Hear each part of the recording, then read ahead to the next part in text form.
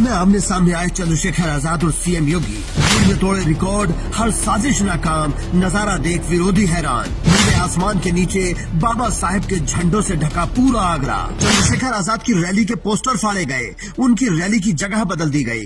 जिनके सर सुरक्षा व्यवस्था की जिम्मेदारी थी, उन्होंने भी मौके पर हाथ खड़े कर दिए। लेकिन कोई भी हथकंडा चंद्रशेखर आजाद और उनके समर्थकों का हौसला नहीं डिगा सका। फिर आगरा में वो हुआ जिसकी उम्मीद किसी को नहीं थी। एक ही दिन, एक ही वक्त सीएम योगी आदित्यनाथ और चंद्रशेखर आजाद का आगरा में सामना हुआ। उसी आगरा में जहां कभी बाबा साहेब ने कहा था कि मेरी नजरें उस नौजवान को ढूंढ रही हैं जो मेरे बाद इस कारवां को आगे बढ़ाएगा, तो अब जनता कह रही है वो युवा मिल गया है। समर्थक बोल रहे हैं कि ऊपर से बाबा साहेब की आत्मा देख रही होगी तो आज संतुष्ट होगी कि कोई आ गया है जो दलितों को इस दलदल से निकालेगा, जो कमजोरों के लिए फिर से मसीहा बनेगा। आगरा की भीड़ इसकी गवाही दे रही है और चीख चीख कर कह रही है कि ये कारवां अब रुकने वाला नहीं है। झलकारी भाई मां फूलन देवी को भी नमन करता। सम्मानित साथियों, आप जानते हैं कि ये कार्यक्रम जीआईसी ग्राउंड में नहीं होना था। ये कार्यक्रम कहाँ होना था? रामलीला मैदान में। और रामलीला मैदान सिर्फ मैदान नहीं है, वो मिट्टी है जिस मिट्टी में बाबा साहब अम्बेडकर के आंसू टपके थे, हमारे रहबर के आंसू टपके थे। जिस मिट्टी में रोए थे बाबा साहब अम्बेडकर, वो मिट्टी है। मेरी इच्छा थी कि उस मिट्टी को नतमस्तक होना है, उस मिट्टी को अपने माथे पे लगाना है और बाबा साहब अम्बेडकर के अधूरे काम को इस देश में पूरा करके दिखाना। ये संकल्प लेकर हम लोग आए। प्यारे साथियों, हमसे जगह छीनी जा सकती है, लेकिन दिलों से हमको नहीं निकाला जा सकता। वो हमसे जगह छीन सकते हैं, वो बहुत लंबे समय से ये करते आए हैं।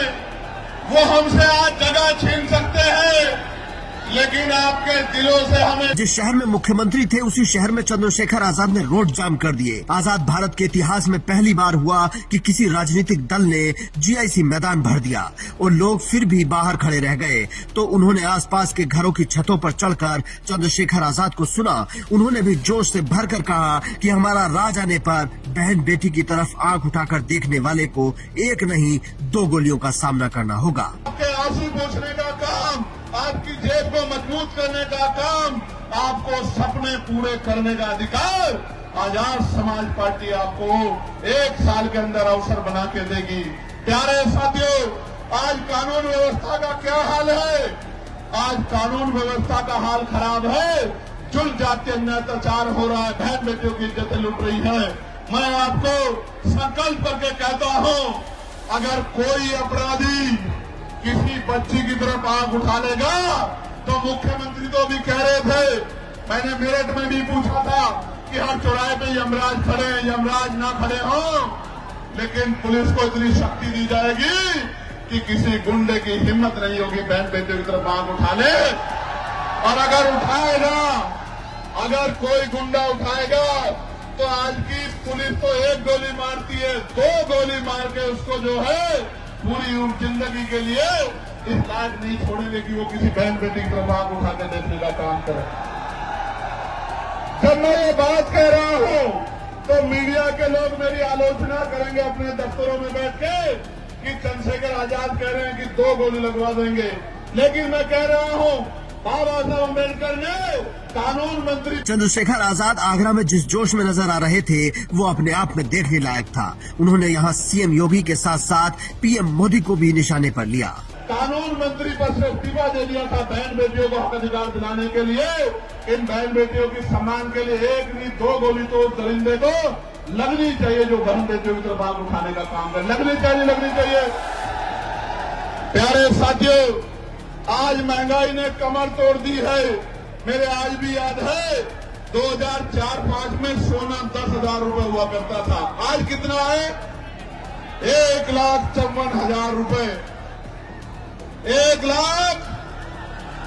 15 लाख तो नहीं आए, लेकिन सोना 10,000 से 1,53,000 रुपए हो गया। किसी गरीब के अंदर हिम्मत नहीं बन पा रही है कि वो शादी में सोने की व्यवस्था कर ले। मैं आपको कहना चाहता हूं, ये सोने का दाम ऐसे नहीं बढ़ा। हमारे प्रधानमंत्री जब मुख्यमंत्री हुआ करते थे गुजरात के, तो कहा करते थे कि रुपए की कीमत ऐसे नहीं गिरती है, रुपया गिरता है तो प्रधानमंत्री की साख गिरती है। लेकिन आज रुपया कहाँ चला गया, प्रधानमंत्री जी को नजर नहीं आता।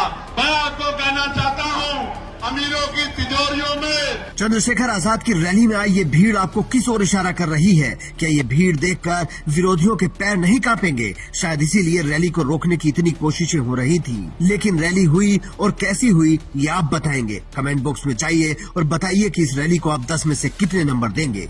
Bureau report, Indian news.